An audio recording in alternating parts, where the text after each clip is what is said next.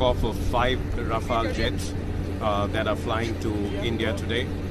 Our Air Force pilots tell us that these are extremely swift, nimble, versatile, and very deadly aircraft. You might call them, they are both beauty and beast. They are superb flying machines being flown by the best pilots in the world.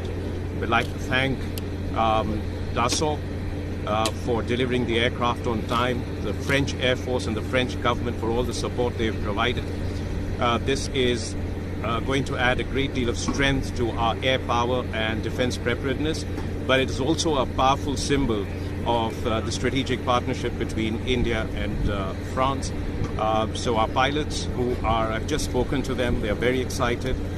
They are very proud to be flying these machines to India today. It's going to be a long flight, and it is a remarkable symbol of their professionalism, their endurance, and the skills that they have acquired during the training, that they'll be able to do this with mid-air refueling and just a single stop en route to India, which is actually quite a long distance. We have bid them safe landing in India, a smooth flight on the way, and a great service to the cause of India's defense and security. They play a very important role in that.